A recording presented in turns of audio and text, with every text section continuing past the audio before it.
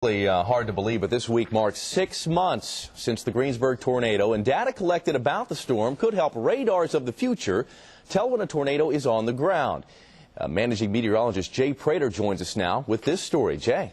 Traveling from Norman, a team of researchers from the University of Oklahoma driving a mobile radar unit from the University of Massachusetts end up here just to the east of Protection. For 90 minutes, they record information on a storm that produced numerous tornadoes, including the one that devastated Greensburg. One storm a professor calls an awesome monster.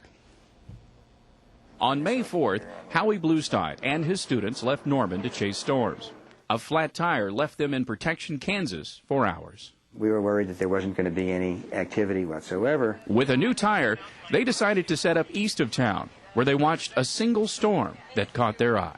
There was a storm that looked just like a right-moving supercell.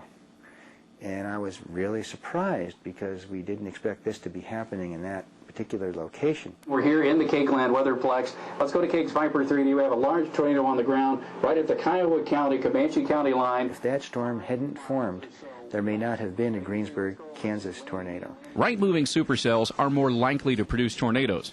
Researchers set up their polarized mobile Doppler radar unit, one that sends pulses both vertically and horizontally. Most radar units only pulse horizontally. We caught the whole evolution of the storm and in 3 dimensions. Bluestein and his students have just started analyzing the data. He compares the intensity of the Greensburg tornado to the twister that killed 36 people in Moore, Oklahoma in 1999. But there's one difference. The storm producing the Greensburg tornado didn't know when to stop.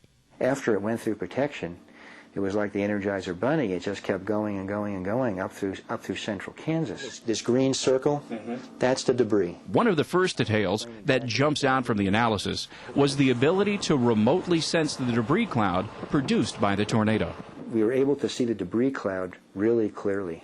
It stuck out like a sore thumb. We get a little bit higher and we see less of the green. Debris inside the storm is detected as high as 10,000 feet above the ground, and that's before it gets to Greensburg. The diameter of the debris field is 2 miles, the same as the damage path on the ground. This new capability and technique may help meteorologists confirm tornadoes when it's too dark for spotters to see a storm or no spotter is around. If you can show there's debris and you see a signature of a vortex and you have a hook, you pretty much know there's a tornado out there even if you can't see it. It goes red to purple to blue. Inside the storm, above the ground, preliminary estimates have rotating wind shears between 250 and 300 miles per hour. Researchers have also determined the storm split several times and had several tornadoes happening simultaneously, and they just scratched the surface. The storm finally became what looked like an absolute monster. All right, so what happens next? Bluestein and his research team plan to spend the next 2 years analyzing this data set. They will eventually publish the findings in scientific journals for peer review and debate. Meanwhile, that dual polarization that captured this new look at the Greensburg tornado is a planned upgrade to all of the National Weather Service Doppler radars across KAKE land. If this technique is fully developed, it may lead to more accurate tornado warnings. Jeff, Sue? Isn't that interesting? Fascinating.